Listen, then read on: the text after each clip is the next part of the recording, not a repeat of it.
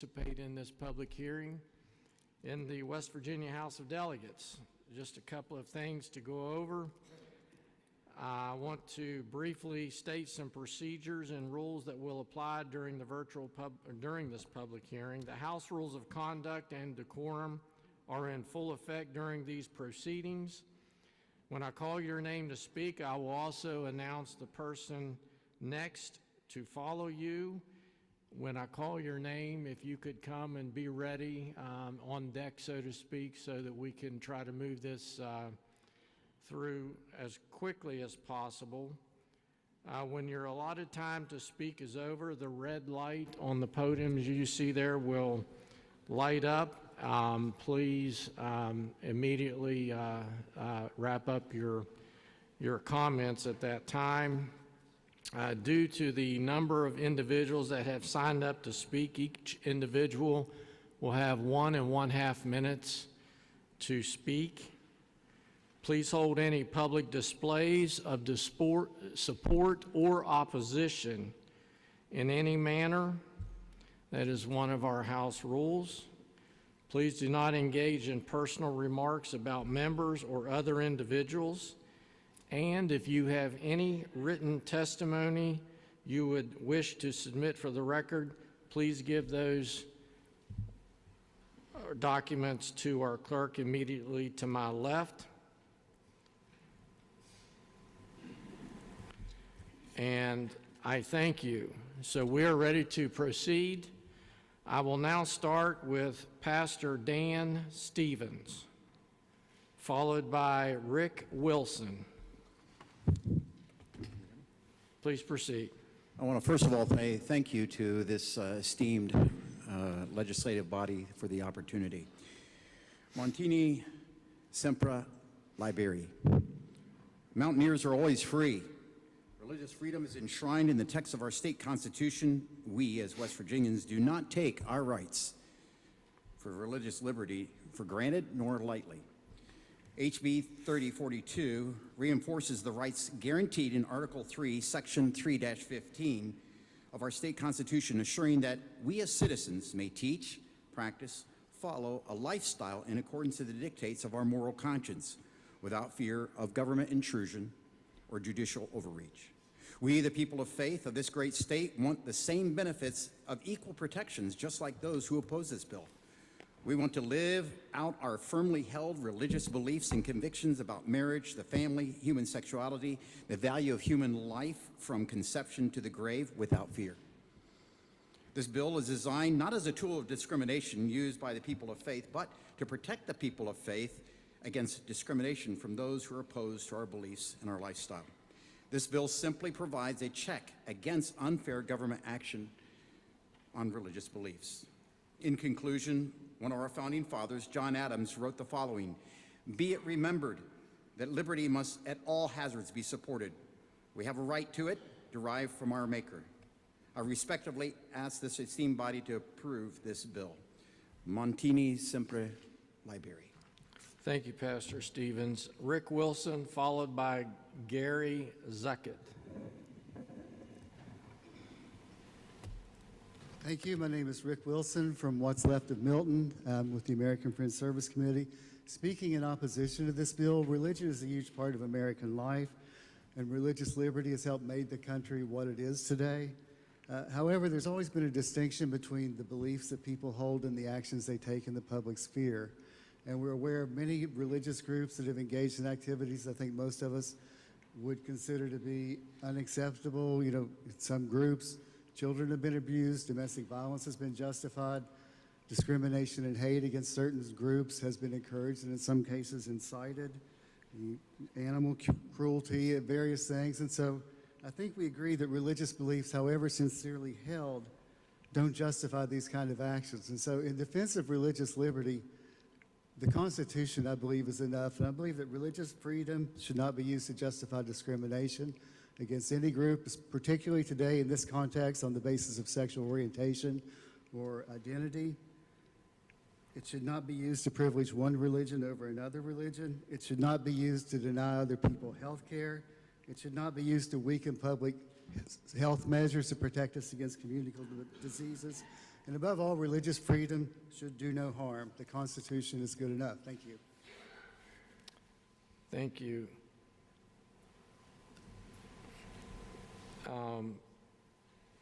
You're Mr. Zuckett, correct?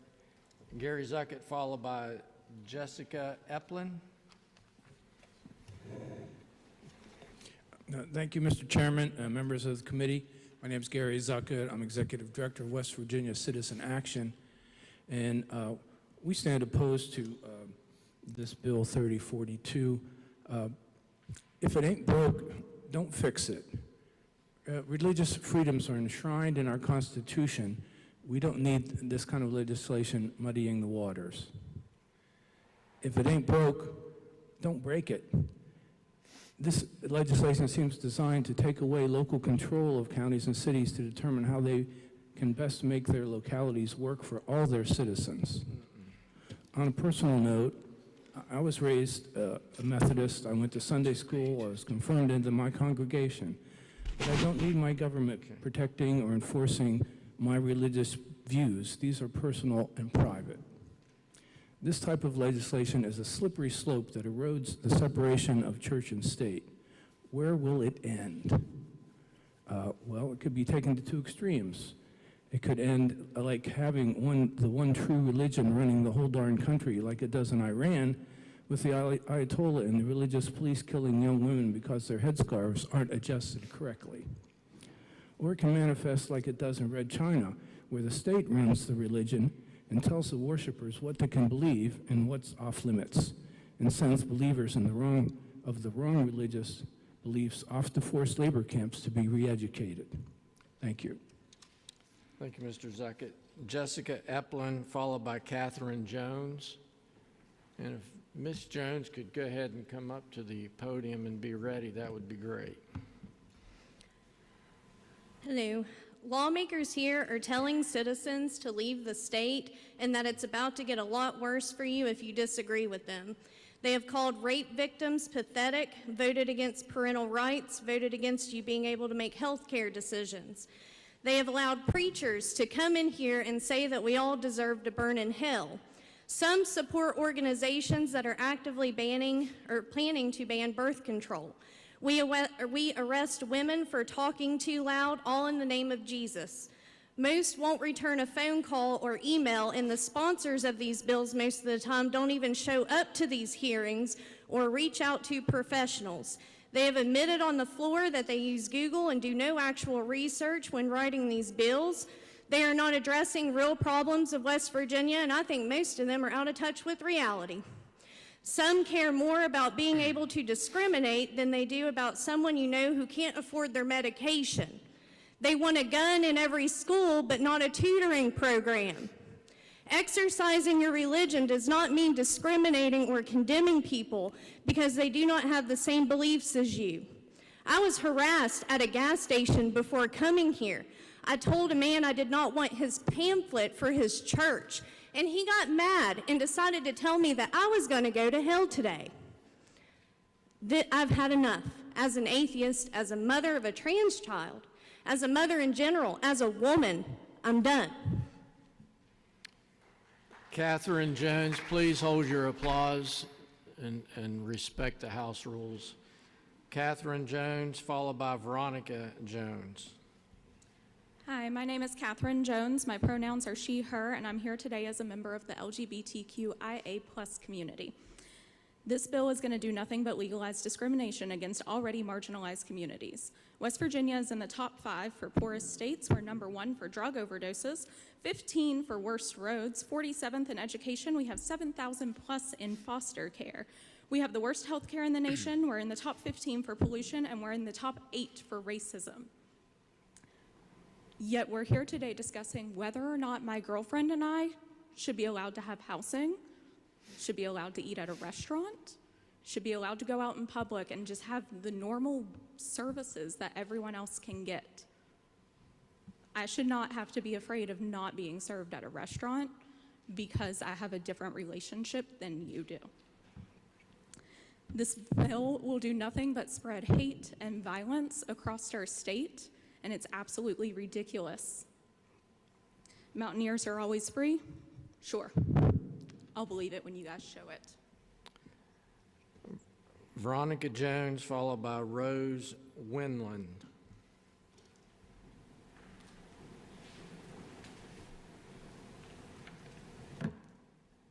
I wrote probably 50 different speeches to say today, but what can I say that my beautiful lesbian daughter did not just say? Every time she has to walk out the door, I fear that she'll be raped by a redneck man who thinks that all a lesbian needs is a good hard one. I fear that she'll be beaten or killed because of who she is, because she lives her truth. My daughter is beautiful. You saw that. She's intelligent. She's talented. She was a child prodigy, a professional ballet dancer at the age of 14 years old. An artist.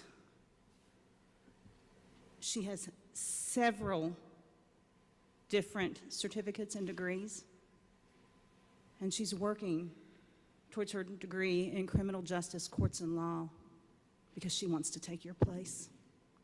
She deserves it.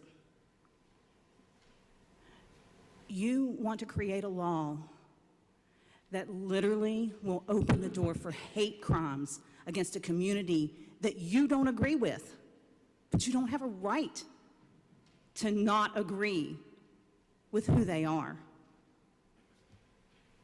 Yes, I agree in religious freedom. You have that freedom, but your freedom stops when their rights are gone.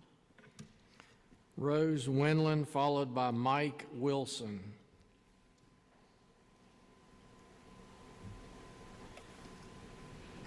I want to talk about freedom as I see it in our legislature in 2023.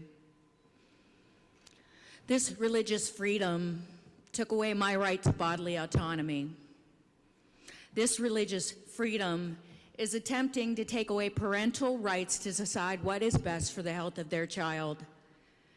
This religious freedom is casually and regularly overstepped in schools throughout West Virginia who subject faculty, staff, and students to majority religious pressure through Christian prayer, regardless of the spectrum of religious beliefs in attendance. This religious freedom negatively permeates our culture, a culture in which just yesterday, a group of Muslims gathering peacefully on our Capitol steps were cheered at by legislators and subjected to epithets from driving passerby. This religious freedom ends where my freedom from your religion begins. It doesn't need restored. It needs to be respectful and reciprocal. Do better than you've been doing. Vote no this time, for Christ's sake. Mike Wilson, followed by Maddie Connolly.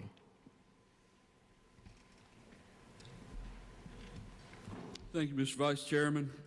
I have to admit, I find the need to have a debate on the necessity of protecting religious freedom a little disheartening. I truly believe that we have the greatest nation in the history of the world, where religious freedom has been the cornerstone of our founding and civil liberties. As early as the 1600s, American colonies were passing religious freedom acts. The First Amendment of the Constitution included civil liberties that the framers considered the most important: freedom of speech, the press, assembly, the right to petition. But what was the first freedom they mentioned before all these? The First Amendment begins, Congress shall make no law respecting an established religion or prohibiting the free exercise thereof. Thomas Jefferson said the constitutional freedom of religion is the most inalienable and sacred of all human rights. The federal government felt it important to pass religious freedom legislation 30 years ago with the Religious Freedom Restoration Act. It may surprise you that the lead sponsor of that House bill was Congressman Chuck Schumer of New York. A bill that passed the House on a voice vote and passed the Senate with a bipartisan vote of 97-3. It was signed into law by Bill Clinton, a Democratic president. In the 30 years since passage, RFRA has not damaged our economy, has not discriminated against groups or individuals, and has guaranteed religious liberties for millions of Americans. I strongly urge passage of this legislation. Thank you. Maddie Connolly, followed by Jen Lord. Y'all, we already have religious freedom. It's guaranteed in the U.S. and the West Virginia Constitution, and we're just trying to live, just without trying to worry whether we're going to be denied services or health care or employment or housing, or just randomly be like, just because somebody decided that like it's against their beliefs. That's all I have to say. Please vote no. Jen Lord, followed by Samuel Green. Hi. If the purpose of this bill is to forbid excessive government limitations on exercise of religion, I would then ask how this isn't already covered by the freedom of religion located in the U.S. Constitution. If a state action is to substantially burden a person's exercise of religion, it is to infringe upon that First Amendment freedom. I believe this bill speaks to further prop up an already protected class and creed, and am opposed to the notion that they will only use it for defense. The nature of this bill being posed is the state working against those unprotected while fortifying those who already have the right. Thank you. Samuel Green, followed by Dr. Timothy Holsclaw.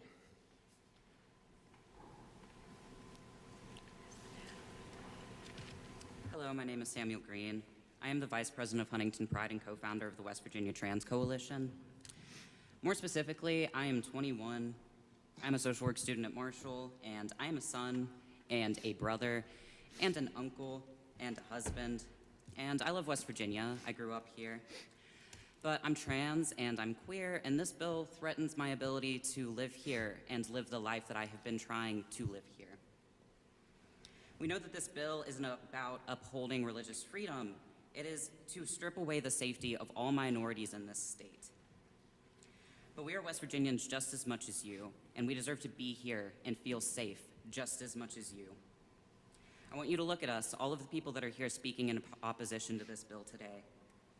We are people, and we are your neighbors. If you can hear us begging and pleading here today, and still say that West Virginia would be better if we can be denied education and housing and safety and employment, then you are failing to uphold the religion that you're trying to protect here. Where is your humanity? Where is the love that is so clearly emphasized in the Bible? Do you truly believe that your religion is more important than the lives of every vulnerable person in this state? Dr. Timothy Holsclaw, followed by Dottie Sayer. Thank you, sir. I'm so thankful that we're having this open forum today to be able to truly talk about the House Bill 3042 that has come up for consideration. I'm excited about this bill, and was even more excited than back in 1993 when our nation's capital, both the Senate and the House of Representatives, voted overwhelmingly for this bill. President Bill Clinton, with great joy, then signed it into federal law. Yesterday, I went back and saw the actual video of that signing, and with great joy, and all those which were connected to it were rejoicing that this law was passed. Since then, 23 states across our nation have signed bills just like this one, even California, and have seen growth in their states. This bill is not to divide, but to unify and to protect the First Amendment to all faiths from the overreaching of government. We saw this overreaching during COVID, with churches around our nation being fined thousands, if not tens of thousands of dollars for just meeting for service, while other entities and businesses were open for business. This is overreaching. So this bill is not about discrimination of race. It is not about the discrimination of gender. It is about the constitutional right we all have to, in the pursuit of happiness and our worship. There's unity even in this house, this religious unity. I was watching one of the sessions just last Wednesday, and to see the ashes of faith upon the delegates on both sides of the aisle. In faith, there is unity. So please pass this bill to help support and protect the many branches of religion throughout our state. We are almost heaven, West Virginia. Dottie Sayer, followed by Megan Moses.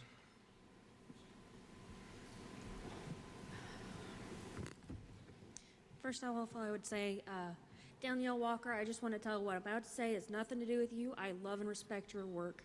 You have my blessing and my vote. As for the rest, I have no delusions of swaying a bunch of pseudo-moralistic heretics. In this very room, I have watched mothers beg for the lives of their children and be ignored. 83-10, I watched you paint targets on the backs of children to advance a theocracy.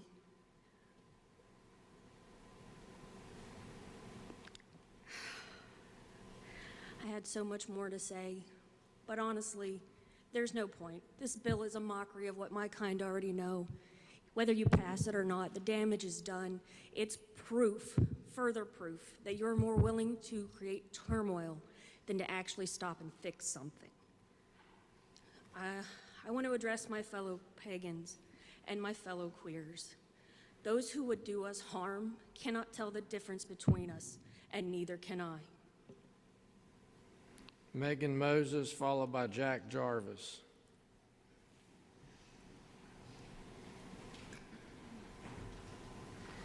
Good afternoon. My name is Megan Moses.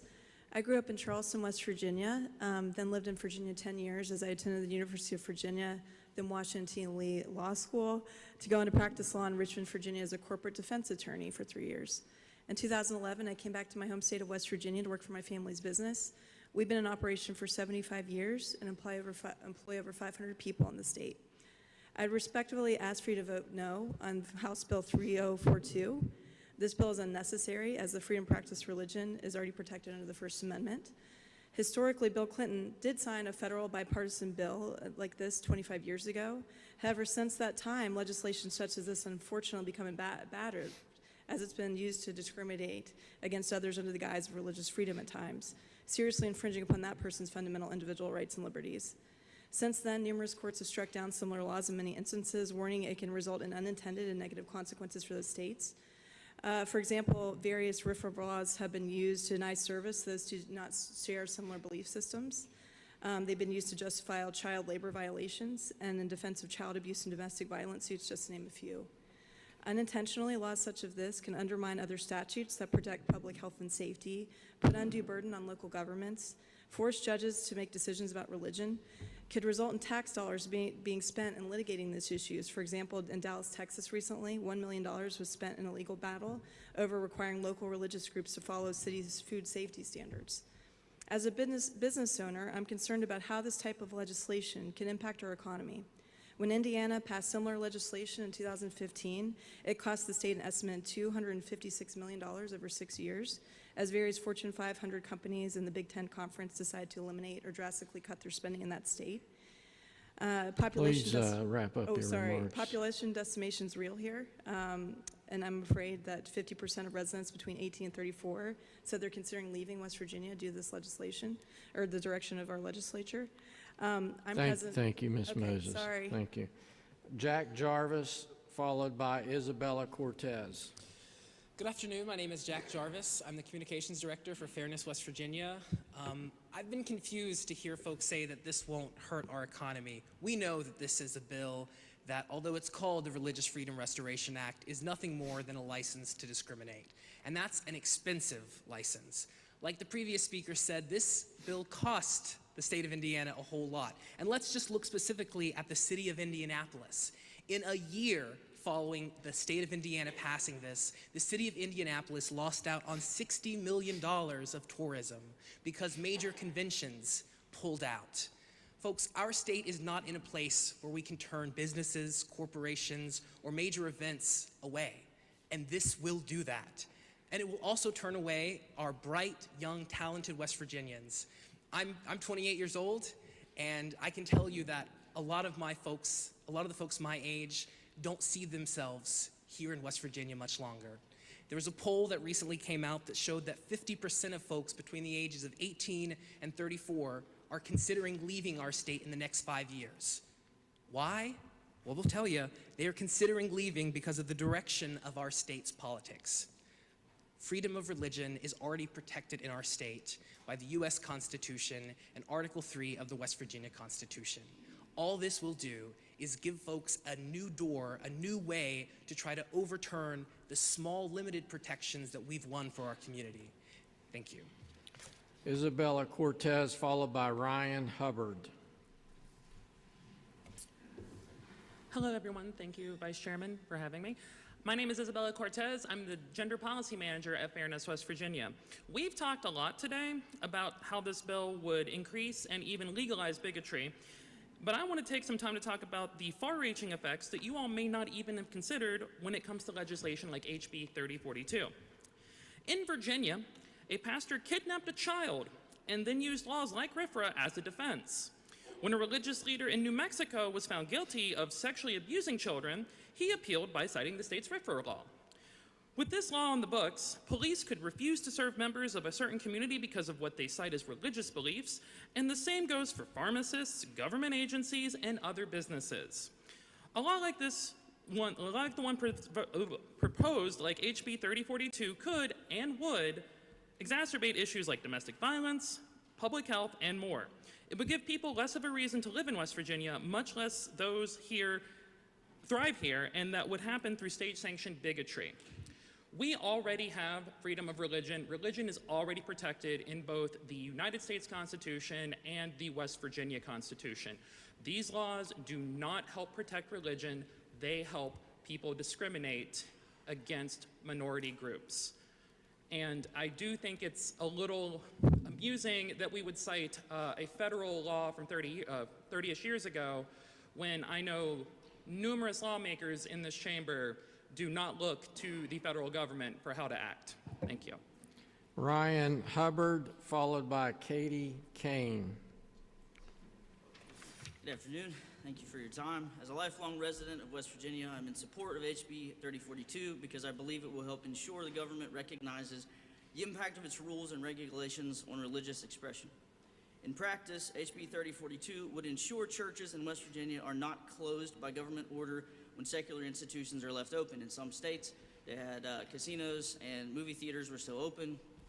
Moral implications aside, that doesn't make any sense. It would also require the government to have a very strong reason to close or limit the free exercise of religion. HB 3042 applies to restricting the power the government has to limit religion and the free practice of religion in West Virginia. I have memories of my mom growing up, and she would say, in West Virginia, we do everything 10 years behind everybody else. 23 other states have passed legislation. California has it, South Dakota, Montana most recently passed it 90-0. This bill would help West Virginia. It would help my home. So the delegates here today, please pass this. Katie Kane, followed by Gina Milam. Hi, my name is actually Katie Coyne, and I'm here today with Fairness West Virginia. I'm the Policy and the Communications and Operations Manager there, and I'm here to speak against HB 3042. And I want to talk to you in doing so about love, because that's a big theme in every religion. I hear the members of this body all the time, both here at the bar and public, talk about how they love West Virginia, they love its people, and they want to do what's right for us through love. But what does that really mean from you? And what are you really doing to show your love? Across this state, thousands of people, and I've met them, live without access to clean drinking water. Parents, and even more now since you have forced them to give birth against their will, cannot bathe their children or mix formula with the water that runs in their homes because of safety risks, because of public health risks. And where's your love for them? In 2021, the CDC declared the most concerning, and that's a direct quote, HIV outbreak in the United States among people who inject drugs is right here where this building lays in Kanawha County. I have never heard a single member of this chamber bring that up or issue any sort of solution for that problem, an ongoing problem. We have hundreds of communities where raw sewage is piped directly into drinking and recreational water sources, and we're making money off of those water sources. We're telling people, come here, we have a great tourism system, and we're not telling them what the dangers of that really are, or investing in infrastructure solutions to fix that. You're introducing legislation to solve a problem that doesn't exist. And this bill is about nothing but codifying bigotry against already marginalized people. Our foster care system is broken, our roads are crumbling, and our water is polluted. These are real problems, and you are some of the few with You are some of the privileged few who have the actual power to solve Thank you, them. Ms. Coyne, and I I apologize asked for you- it's okay. mispronouncing your name. I have one more question for you, and honestly, really, when you go to bed tonight, ask Thank you, yourselves, Ms. how is this Coyne. love? Thank you, Ms. Coyne. Gina Milam, followed by Sam Henson. Hello. I had no intention whatsoever of speaking here today when I got up this morning and got dressed and ready to go to work. I was here on a work trip, and then I heard about this hearing that was going to happen, this open mic session, as it were. And I thought it was important that the legislators in this room see me, an old white woman from Wayne County, West Virginia. I'm straight, and I voted every time there was an opportunity since 1978. There are more people like me than you guys realize. We are allies. We have gay and trans friends and family that we love. We're watching the hateful legislation that's coming out of this chamber and the one across the hall over here. We're watching this. What you all need to understand, you think it might be trendy right now to hop on this red wave, but it's not going to last forever. And I see the Gadsden flag down there that says, "Don't tread on me." Well, that also means, it should be interpreted to mean, don't tread on others. And that's what this law and the laws that are coming out of this legislature are doing. Remember that Gadsden flag the next time you want to take rights away from a minority or from women. Remember, don't tread on us. Sam Henson, followed by Andrew Schneider.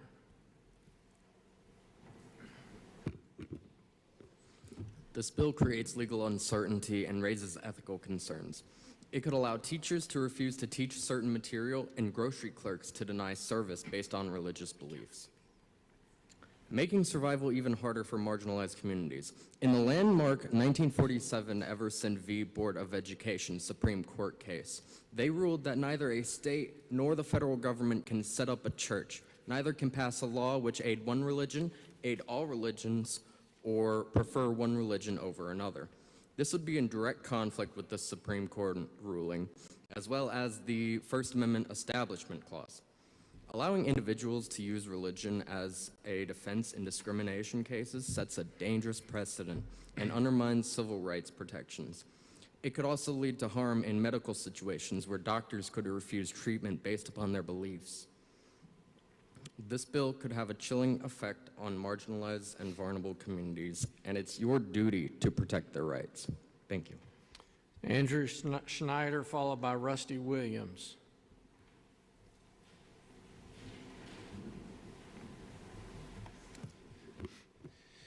I'm Andrew Schneider. I'm the Executive Director of Fairness West Virginia.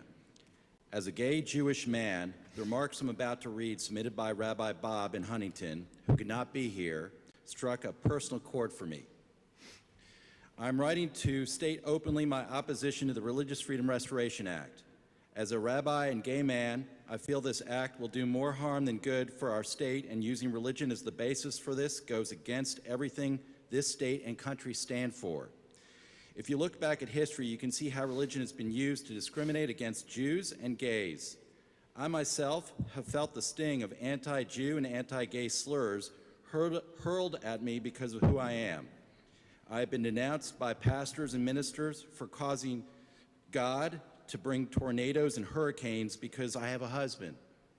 I have been told that I killed Jesus by clergy who are upset that I do not accept their teachings. These are things I and other religious minorities and LGBTQ plus people live with every day. However, to pass an act that will make it legal to discriminate against us because of religious beliefs is to say quite explicitly that we do not matter. Rusty Williams, followed by Candace Newsom.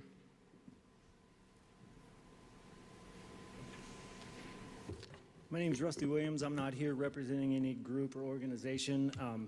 I'm just here to extend a very heartfelt thank you to the sponsor and supporters of this amazing piece of progressive legislation. After years of nonstop mean-spirited attacks on cannabis consumers, environmentalists, abortion and reproductive rights advocates, and the LGBTQ community, should this legislation pass, we'll finally have a way to fight back. Whether you pray to Jesus, Muhammad, Buddha, the Flying Spaghetti Monster, Foghorn Leghorn, Iron Mike, or Satan himself, the West Virginia First Church of Cannabis welcomes you with open arms and blunts rolled so beautifully you'll swear they were created by divine hands. I don't have much time, but I'd like to take this opportunity to welcome you all into our congregation. We believe that bodily autonomy is the most basic of all human rights, and access to abortion and gender-affirming health care services are fundamental tenets of our faith. We believe that the spirit of the Creator is in and of everything, and that the ritualistic use of cannabis brings us closer to the force that binds us all. We don't require a brick-and-mortar establishment to cultivate, possess, or partake in the sacrament, and joining the congregation is as easy as pledging to live your life with love and respect for all of the Creator's creations. With whatever seconds I have left, I'd like to extend another heartfelt thank you to the sponsor and everyone supporting this piece of justice-restoring woke legislation, and I look forward to adding your names to the list of founders of the First West Virginia Church of Cannabis. So mote it be. Candace Newsom, followed by Kaylin Barker.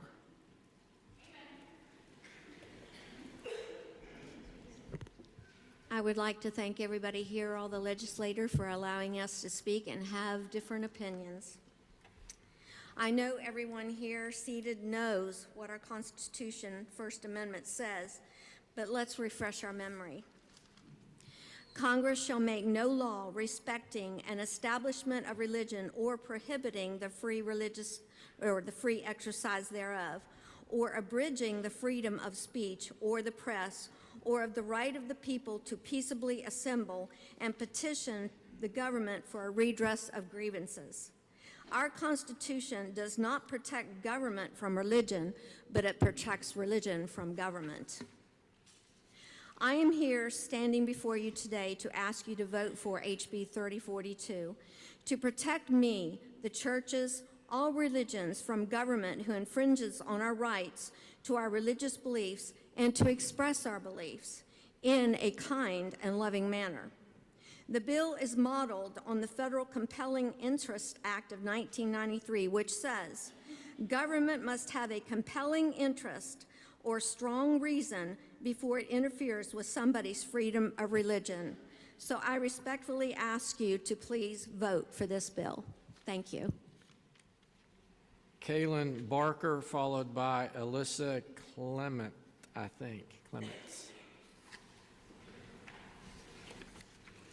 I'm just going to leave you with this.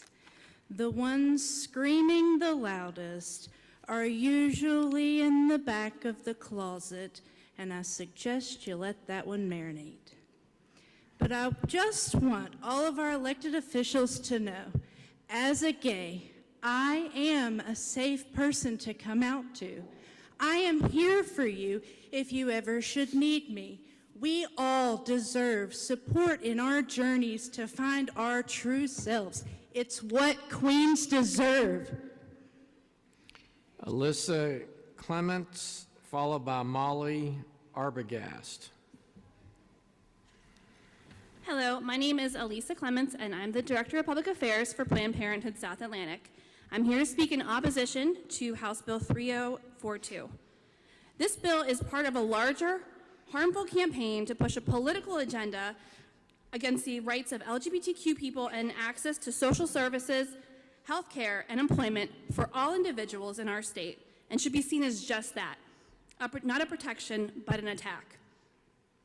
When religion is used as a justification to deny health care, it puts patients' health and well-being in jeopardy and can cause catastrophic harm to those who need urgent care. No one in need of emergency services should have to worry that they will be denied treatment based on someone else's religious beliefs. Yet many are advocating for the passage of RFRAs as a way to deny Americans, most often women and the people in the LGBTQ community, access to health care and health insurance. No West Virginian should have to worry that they won't get medical care based on someone else's religious beliefs. I urge you to vote no on this bill. Molly Arbogast, followed by Emily Womaneldorf. I'm sorry. Go ahead, Ms. Arbogast. I can pronounce I'm that. Molly Arbogast, Director of the West Virginia chapter of the National Association of Social Workers. As many have stated, freedom of religion is a right already protected in the Constitution. Whether it's the intent of this bill or not, one of the things this bill would do is allow health and mental health care professionals to legally refuse service to individuals based on their own religious beliefs. All West Virginians deserve the right to receive unbiased health care regardless of someone else's religion. The profession of social work holds to a code of ethics which explicitly prohibits social workers from practicing, condoning, or facilitating any form of discrimination on the basis of many characteristics, including race, religion, ethnicity, age, sexual orientation, and more. We are duty-bound to work against and prevent discrimination. Bills like this will do harm and will also exacerbate our workforce shortages as young professionals seek to work in a state where civil liberties are actually protected. We ask you to vote no on this bill. Emily Womendorf, followed by Betty Rivard. I'm Emily Wommeldorf, Close. and I'm with Planned Parenthood South Atlantic, but I'm actually here to read a statement on behalf of my friend Ash. My name is Ash Orr, and I am a trans-Jewish West Virginian. Religious freedom is a fundamental right, but it does not give anyone the right to harm others. HB 3042 would give people a license to misuse religion, to discriminate, and could be used to trump nearly any law, including the 18 municipality non-discrimination laws in place across our state. Under this bill, an employer could fire their employee who remarried after a divorce or who got pregnant when they weren't married. A pharmacist could refuse to provide a patient with HIV medication. A counselor could be exempted from state licensing requirements, leading to instances of conversion therapy. A suicide hotline operator could deny help to someone in need of an emergency medical care. Again, religious freedom is a fundamental right, but it does not give anyone the right to harm others or be above the law. For these reasons, I'm asking that you vote no on HB 3042. Thank you, and I have a longer version of this statement that I would like to submit for the record. Absolutely, absolutely. Betty Rivard, followed by Emily Black.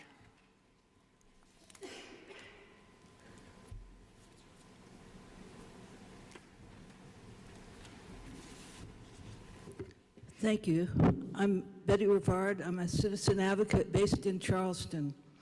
The original federal RFRA bill helped to protect religious minorities from discriminatory government actions. State bills have changed the context and intent of the original bill to allow primarily evangelical Christians, including private individuals and businesses, to impose their values on the rest of us and discriminate against people who do not share their same values. The result is that people like me, a mainstream Christian, and those in other religions are restrained in passing and implementing laws and ordinances based on our U.S. Constitution that embrace universal love. Supporters of this bill are, in effect, removing my freedom to follow my church's core belief that we are all called by God to carry His light out into the world. We are here to love everyone as God loves each one of us. This bill is based on a very different view where church members pick and choose who to love, support, and respect. It also opens the door to overturning local ordinances in cities and towns that protect us against discrimination. Vice Chairman Fast, I appreciate you and others holding these public hearings and the respectful way that you conduct them. I am just so tired of our views going nowhere in the decision-making process. This bill represents a supermajority in this legislature that was elected by a majority of voters. Less than half of our state's eligible voters voted. The defeat of the amendments in this last election has thrown a 2-to-1, has shown a 2-to-1 opposition to the legislature taking on more power. Thank you, Ms. Rivard. Emily Black, followed by Margaret Chapman.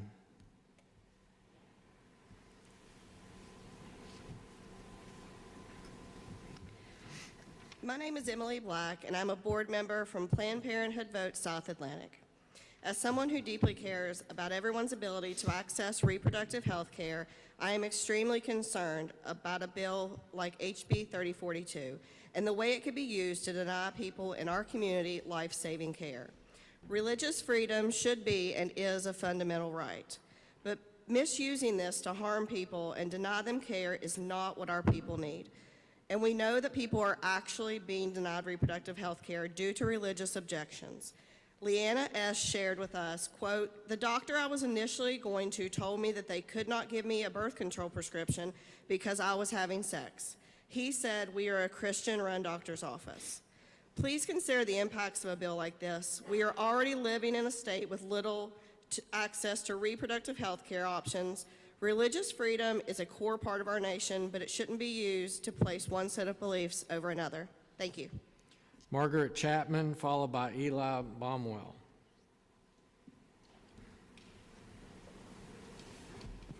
Thank you, Mr. Vice Chairman. I'm Margaret Chapman Pomponio. I'm with West Virginia Free. I'm also an Episcopalian, but really that should not matter. I share that only because I find the supposition that Christians are an oppressed class, at best, very baffling. Religious liberty is enshrined in the Constitution, both the federal and state, as others have said. What should not be enshrined in state law is the right to discriminate. The government has already made substantial accommodations for religious groups, but this isn't enough for those clamoring for this bill. They actually want to be able to discriminate based on perceived race, sexual orientation, and need for basic reproductive health care, like birth control and abortion. The list goes on. Simply, this bill opens the floodgates to bigotry and inequity in the Mountain State. The fact that this bill is specifically being used for even more attacks on abortion is dizzying and offensive to those that this body has already harmed by banning it. House Bill 3042 sends the crystal clear message to our own people and beyond our state borders that West Virginia is not welcoming, is out of step, and flips our state motto on its head. Passage of bills like this are saying that this legislature hopes that mountaineers are not always free. Might as well change it to West Virginia. Freedom for some, not for all. The majority of West Virginians do not want this. We want a brighter West Virginia. I ask you to please reject this bill. Thank you. Eli Baumwell, followed by Molly Kennedy.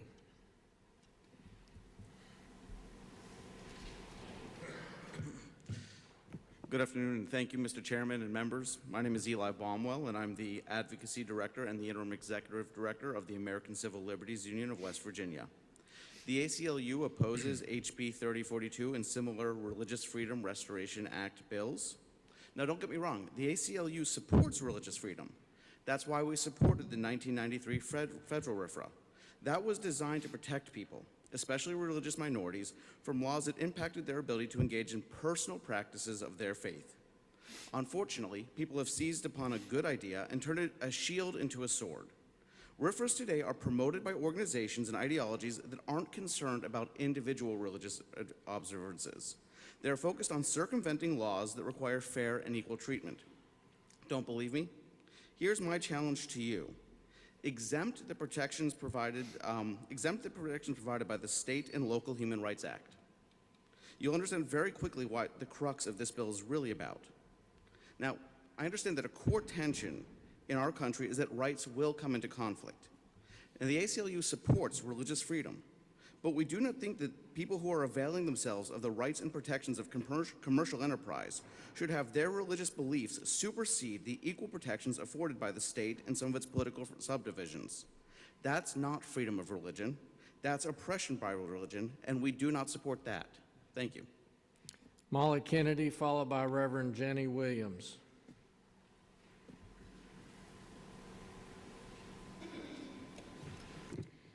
My name is Molly Kennedy, and I oppose this bill. I was a Christian. I left the church because of the hypocrisy and homophobia and bigotry I experienced. And yet I'm somehow still under the thumb of Christian theology as you quote scripture on the floor of the people's house, justify your harmful votes with talk of being right with Jesus, call those who disagree with your biblical positions immoral, and many times assert that West Virginia is a Christian state, all while feigning victimhood and asserting the asinine notion that you, as Christians, do not have the freedom to practice your faith.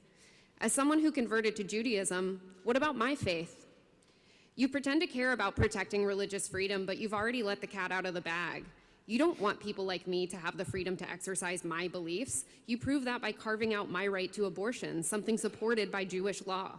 You don't care to disavow the Nazi literature dropped on porches across Charleston. You don't care that last night people screamed, "Go back to your effing country," at a group of people holding a vigil for the lives lost in Turkey and Syria because they saw women wearing hijabs. You don't care about any of us. You want to use your elected position to shove your own religion as far down our throats as you can in the time you have. RFRA started as a just cause to protect religious minorities, and you've twisted it to serve your own interest. But as efforts are made to use these bills to restore access to things like abortion and cannabis, perhaps I should be encouraging you to do something helpful for once and pass this bill.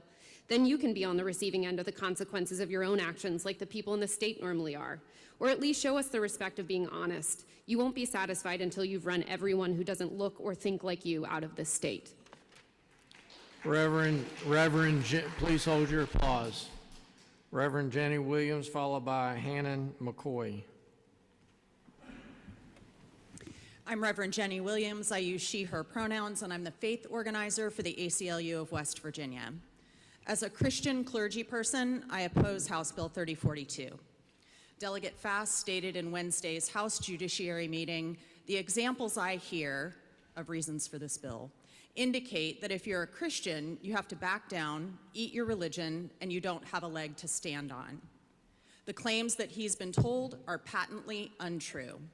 The First Amendment guarantees our freedom of religious expression, and though some Christians would have you think that this is under attack, they are wrong. The U.S. doesn't even rank in the top 50 countries where Christians are persecuted. The argument that this bill provides support to religious minorities is not supported by leaders of those faiths in West Virginia. Rabbi Victor Urecki of B'nai Jacob Synagogue and Ibtisam Baratzi, Vice President of the Islamic Association of West Virginia, oppose this bill. And the American Atheists submitted written testimony opposing this bill. So delegates, when faith leaders from Christianity, Judaism, Islam, and the atheists agree in their opposition to a bill, you must reckon with the fact that the majority of the people in this state do not want this. To vote for it is to ignore the will of the people you represent. Thank you. Hannon McCoy, followed by Jordan Lowe. It is Hannah McCoy, and I'm the outreach organizer for West Virginia Free. It's a Friday afternoon. We're about 45 days through session. As an activist, I'm exhausted. As a woman, I'm exhausted. And as a gay West Virginian, I am absolutely exhausted. But here I am again. This bill is a Trojan horse that is filled with hate, harm, and discrimination all wrapped up in a bow of religious liberty. There is no religious belief that justifies the denial of basic human necessities such as housing, health care, or any other service for that matter.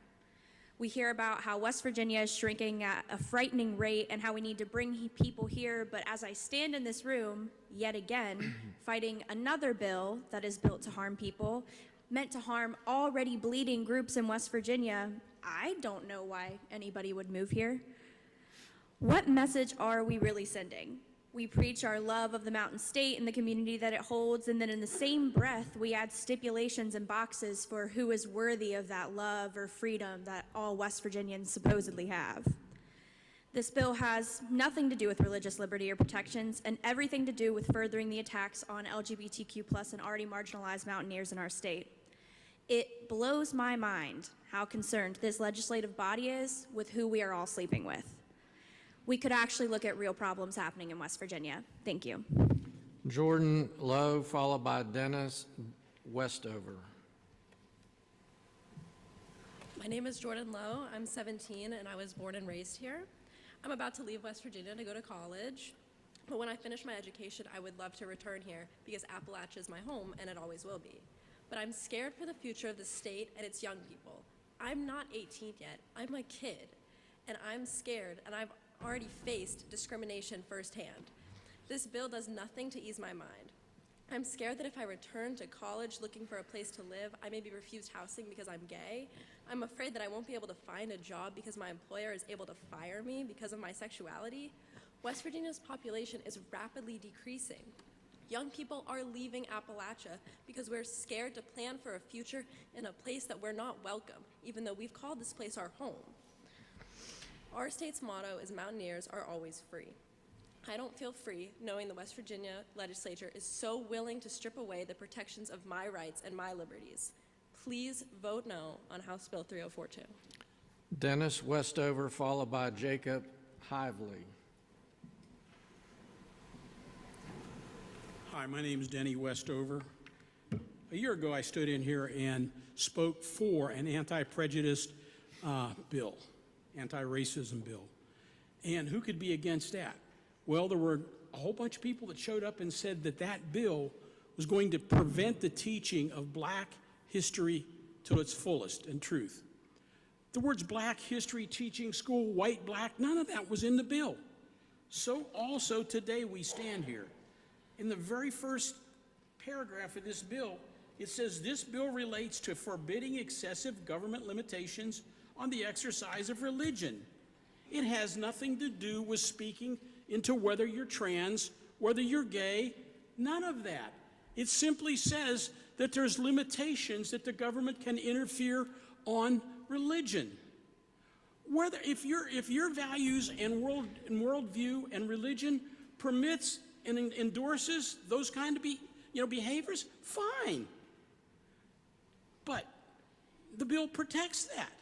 The bill also protects people of faith like myself that are a committed Christian American patriot. Okay? The bill protects the government encroachment on religion. My religion, my Christian religion, your faith, your values, your religion, the bill speaks to that. This stuff about the bill does not open the door, open the floodgates for homophobia, transphobia, any of that stuff. Thank you. Jacob Hively, followed by Elizabeth Bramello, I believe. Thank you, Chairman Fast, for the opportunity to speak today, and thank you to the Democrats and Republicans who are in the room listening. My name is Jacob Hively. I represent the West Virginia Young Democrats as the president. It's no secret in West Virginia, our #1 export are our young people. They are leaving because of what the legislature is doing. They do not think they are welcome in West Virginia. It is the opinion of young people that I represent that this bill will be used to discriminate against marginalized communities. I want to stand West Virginia. I want my friends to stand West Virginia, and I want West Virginia to grow and be successful. I think this body should focus more on growing the economy and making West Virginia a more inclusive place to live. This bill, as it stands now, I think is too broad and leaves open far too many exceptions for people to be discriminated against based on their sexual orientation. Thank you, Mr. Chairman. Elizabeth Bramello, I think I'm saying that correctly, followed by Ash Scouse, S-C-H-A-C-L-E. Brunello, you got it. Yeah. Great. Yeah. My name's Elizabeth Brunello. I'm with the American Friends Service Committee. And you know what? I think I'm an American patriot, actually. Montani Semper Liberi. Voting for this bill means you're denying the freedom proclaimed by our state's own motto to a broad swath of fellow West Virginians. This is from Charles from Thomas, West Virginia. I have many friends who belong to the LGBTQIA+ community, and that you would allow people and businesses to discriminate against them purely because of a misguided belief that who they are as a choice is appalling.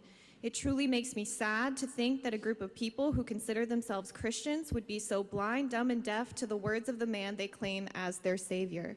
Jesus advocated for the acceptance of all people. Jesus spoke of having love for all other humans. Allowing hatred against another is the opposite of everything Jesus taught. If you truly believe in religious freedom, you would never have allowed such a bill to have gotten this far.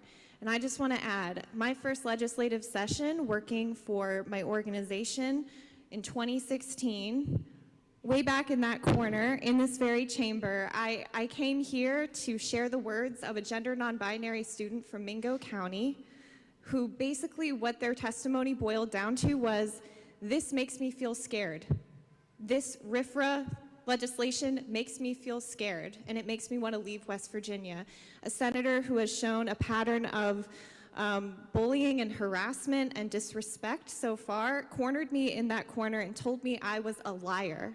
He entered my personal space and he told me I was a liar. Well, I'm not a liar today, and none of us are, so please vote no on HB 3042. Thank you. Ash Shackle, maybe? Thank you. Sorry about that. Followed by Reverend Cindy Briggs Biondi. Good evening, everyone. My name is Ash Patrick Shade. I happen to be a local trans man, a father who carried his own child, gay, somebody's husband, a friend, a psychologist on the front lines of the opioid epidemic currently, and I am also a ordained minister. I happen to be a Satanist.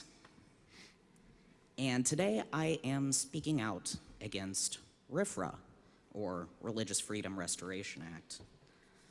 Based on all of that information, I know that many of you have probably written me off or think I'm just the devil and I'm immoral. That's okay. But I want you to hear me out, because we're in a divisive, sad state as a country right now. Religious freedom, it's something I hold dear as a minority faith who has been historically maligned generally. And I cherish it so much that I want to see it given to my fellow Christians and Jews and Muslims as well, because that's their right regardless of my personal opinion and hot takes. However, under this act, religious freedom, which is a wonderful thing, is being used as a dog whistle to pull whatever you want on people who don't share your ideals.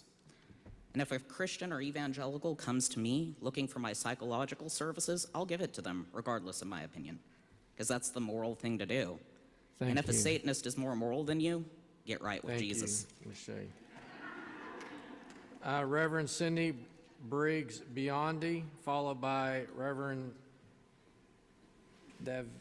David Biondi. Hi, I'm Reverend Cindy Briggs Biondi. I'm the pastor at St. Mark's United Methodist Church here in Charleston. And as many people have already pointed out, religious freedom is enshrined in our Constitution, and I am very thankful for that. I am a lover of Jesus and a follower of Jesus. However, now I'm speaking specifically to other Christians in the room. This bill would allow, I think, for the worst impulses of our faith to have a platform. When I look at the history of the church, I look at times where Christians have used their faith in order to justify all kinds of terrible practices. Slavery is one of them. Another one would be sending Native children to the Indian reservation boarding schools. And all of that was done in the name of faith and genuine religious belief. I'm concerned that this bill would give platform to our worst impulses. We have the freedom, though, to love, to care, to love our neighbor as ourselves, which is the commandment that Jesus gives us.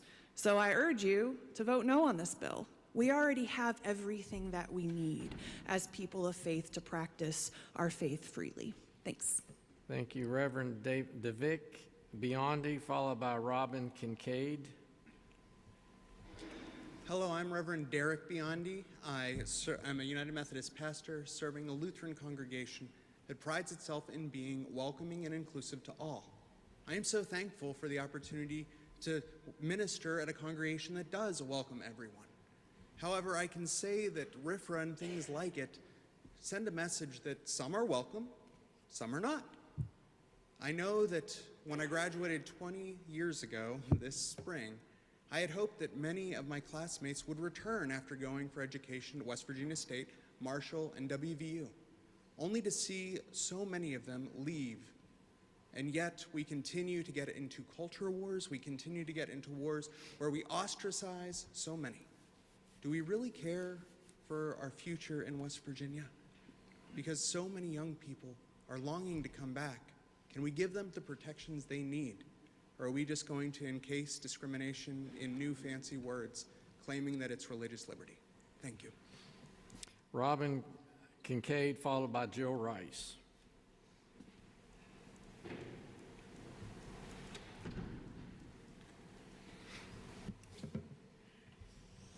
Good afternoon. I'm Robin Kincaid. My pronouns are she and her. I'm an 8th generation West Virginian and a recovering Southern Baptist. West Virginia needs this bill like a submarine needs a screen door. That is to say, not at all. This heinous bill, this piece of legislative offal, has nothing to do with religious freedom and everything to do with the most base and vile forms of bigotry.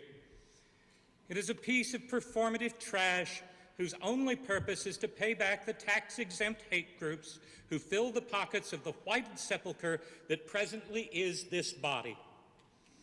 It certainly has nothing to do with the inclusive teachings of Jesus, a brown-skinned Palestinian day laborer and semi-literate itinerant rabbi who wore a dress every day of their life.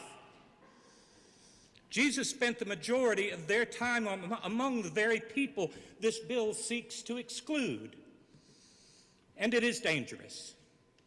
What will this majority do after they pass this bill and it's signed into law? When business owners, based on their sincerely held religious beliefs, refuse to do business with some bigoted, evangelical Christian. This bill continues the process of dividing West Virginia against itself, and as Abraham Lincoln said, a house divided against itself cannot stand. Do not pass this ugly, shameful bill. Stop spitting on Jesus and their teachings. Thank you. Thank you. Jill Rice, followed by Monica Ballard Booth.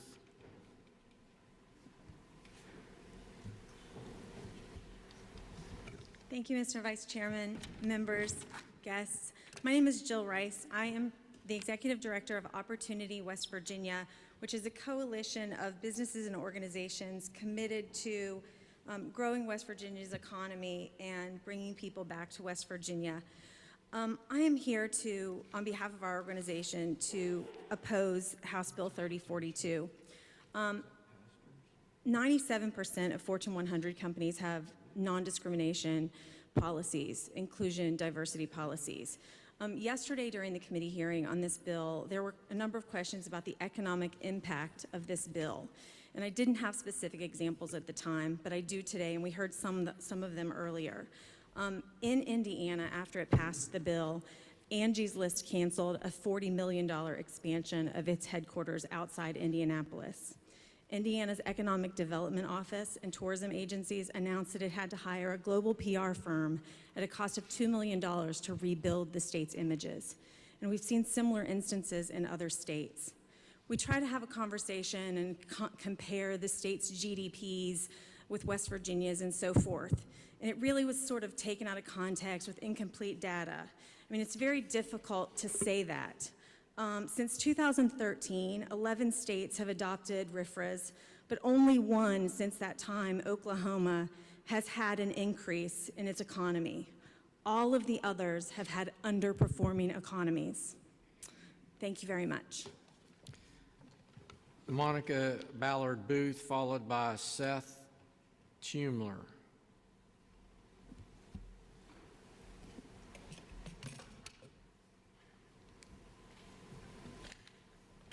I'm Monica Ballard Booth, and I want to thank the sponsors of this bill and in this House for giving us the opportunity to come together and have peaceful public discourse. In supporting this bill, I'm asking for equal protection, not extra protection, for people of all faiths. Since some have questioned why this bill is necessary, I'll tell you why it's necessary. Christians are the most persecuted group in the world. Last year, House will be in order. Last year, the Cato Institute reported that roughly 5,600 Christians were murdered, more than 6,000 were detained or in prison, another 4,000 were kidnapped, and additional more than 5,000 churches and other religious facilities were destroyed. Religious groups experience more abuse from governments than from individuals or other groups in society. In 2018, government restrictions on religion reached the highest level globally in more than a decade. That's a report by the Pew Research Center. The next year, social hostilities were also seen, but social hostilities related to religion declined, while government restrictions remained at the highest levels. The Family Research Council reported that between January 2018 and September 2022, at least 420 acts of hostility against U.S. churches occurred. These types of acts deter people from expressing themselves, participating in public events in their communities because they cause fear and intimidation. Thank you, Ms. Booth. Thank you. Thank you. Pastor, it looks like Lloyd McDavid, followed, Seth Tumler, followed by Lloyd McDavid. Hello, my name is Seth Tumler, and I'm here in favor of Bill 3042. I believe that Jesus Christ is the Son of God, and I also believe that America is the land of the free. I don't believe that freedom is limited to my personal beliefs. I do believe that it is for everyone. In fact, I have a friend of mine that I went to college with that's here today, and she knows another friend of mine whose name was Erblina. She was a Muslim. And when we were in college together, before Donald Trump became president, and I know you're not supposed to mention politics, but before he became president, here's what happened. She said, I'm going to get kicked out of this country because I'm from a different country and I am a Muslim. And I said, no, you're not. And she said, what are you talking about? He's going to sign an executive order and nobody will be able to do anything about it. I said, no. I said, you don't understand. I said, we have a threefold system in America that will keep you from getting expelled from this country. And sure enough, it happened. And she came back to me and she told me after Donald Trump became president, after that bill was signed for the Muslim ban and after the judiciary's overturned it, she said, Seth, you were right. And I think that we're blowing this out of proportion. What this bill is, it's a limit on government. It's not a limit on my freedoms. It's not a limit on your freedoms. It's not a limit on your freedoms. This is a limit on government getting involved in our personal beliefs and our personal business. My wife is from Florida. I brought her back here from Florida. I was born and raised in West Virginia. I pay taxes here in West Virginia. I see my friends leaving, and I tell you what, I really don't want to join the fold. I'd like to stay. My wife would like to stay. We want to be here. I have a son, and I do pay taxes here. And I believe West Virginia is wild and wonderful and can be even better with the passage of this bill. Thank you. Pastor, it looks like Lloyd McDavid, followed by Ashley Switzer.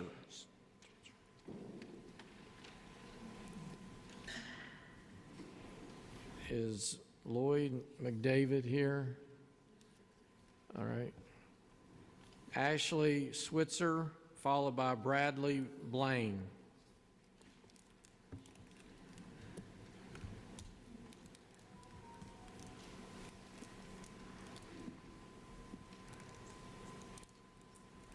An earlier speaker mentioned the CDC, so I'm going to go off script for just a second. Did you know that the CDC has now added the COVID vaccine to its list of required vaccinations for school-aged children? Did you also know that West Virginia is one of only 6 states not to offer exemptions to parents of school-aged children? That's not religious freedom. Now back to the script. I'm here because I recently learned that West Virginia ranks 49th in the nation on the Religious Liberty in States Index. I'm a teacher and was recently having a discussion about politics with some 7th graders in my school. One of the kiddos said, Mrs. Switzer, the West Virginia GOP's only platform is God, Guns, and Life. I said, yeah, you're right. God, Guns, and Life is a pretty strong platform, though. What else do you need? Good point, he said.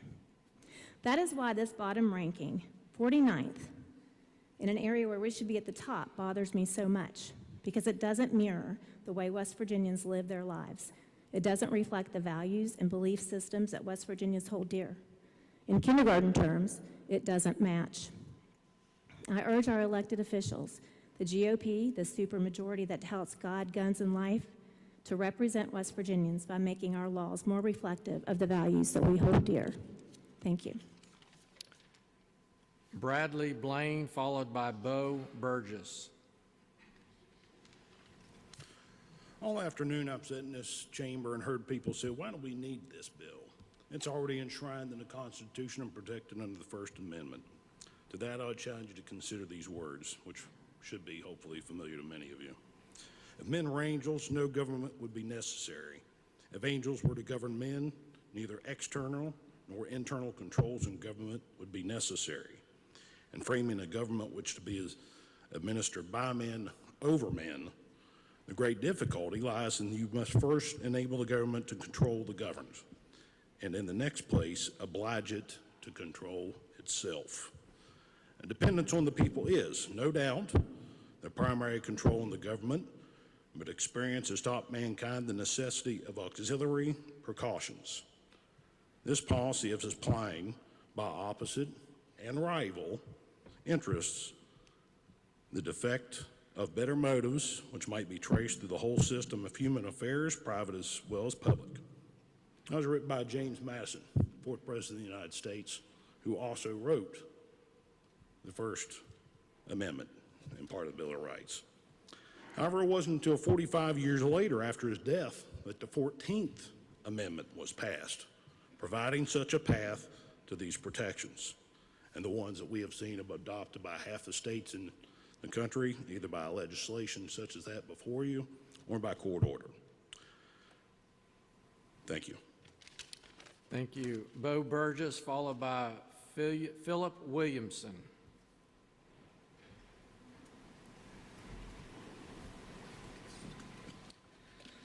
Hello, my name is Bo Burgess, pastor at a local church in Mason County, also with West Virginia Baptist for Biblical Values.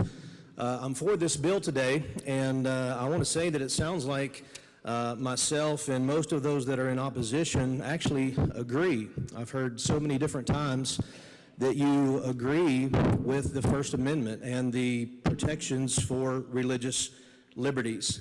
And so my question is, why would you be against securing those liberties through this legislation?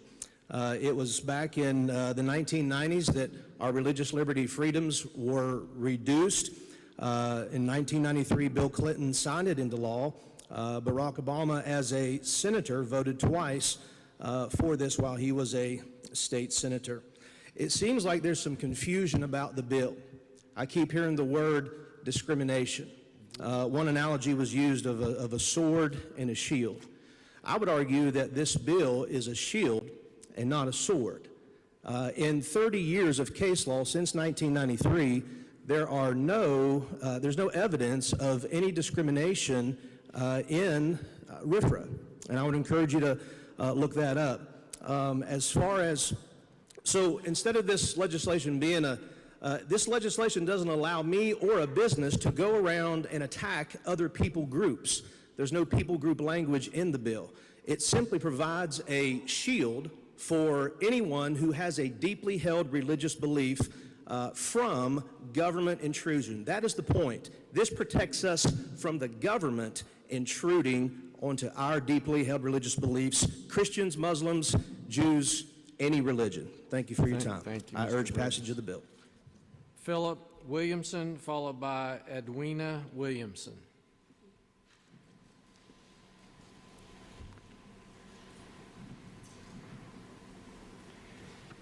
Thank you. I rise today in favor of House Bill 3042. My reasoning, of course, is the First Amendment of the Constitution of the United States of America. I find that this is a result of the overreach of government. I would prefer that we not use such bills, but it's necessary in the time that we live to provide that which we need in our churches to keep the government from being what they should not be. Thank you. Edwina Williamson.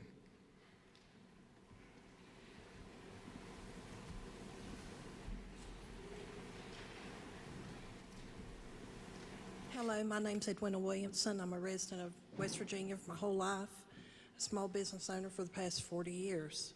I rise in support of House Bill 3042 and urge you to pass it, and thank all of you very much for your time. Thank you. Ladies and gentlemen, that concludes our hearing. I've covered all the names on the list. I want to thank everyone for coming, and We are adjourned.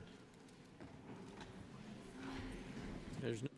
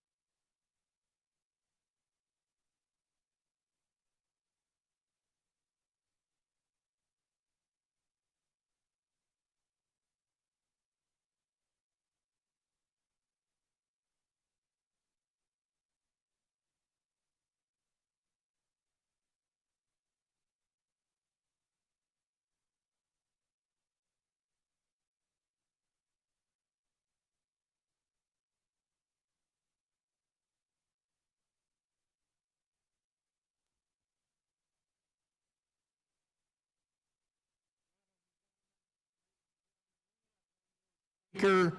That name that I could not, it's Kasha McDonald, and if you would please give her deference, turn the mic on, let her speak, please.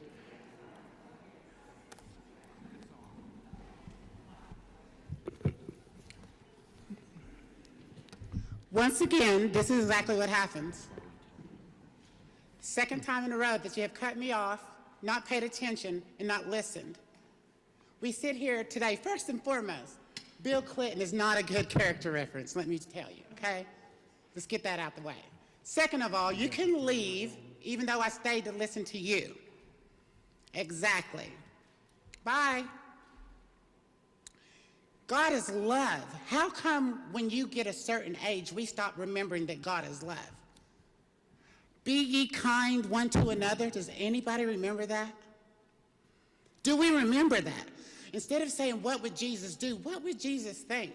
The same people that you are sitting here trying to deny and saying, this is not going to happen, this is not going to happen, this is not going to happen. We've already heard that this is not going to happen. And you proved to us what was going to happen in the abortion ban. You proved to us in having all of these times that we have to come up here and defend our religious freedoms, defend everything that we say and do. Shake your head because I'm right. Every time we come in here, we have to defend ourselves. Why is that? This is wild and wonderful West Virginia, the beautiful West Virginia, the one place that we all love, West Virginia. And we're hating on each other in West Virginia. What is this about? Take the time to pay attention. Do you not know that with all the wonderful color that is in West Virginia, it's not from you doll people who are trying to pass these bills. None of this color is coming from you. None of this love.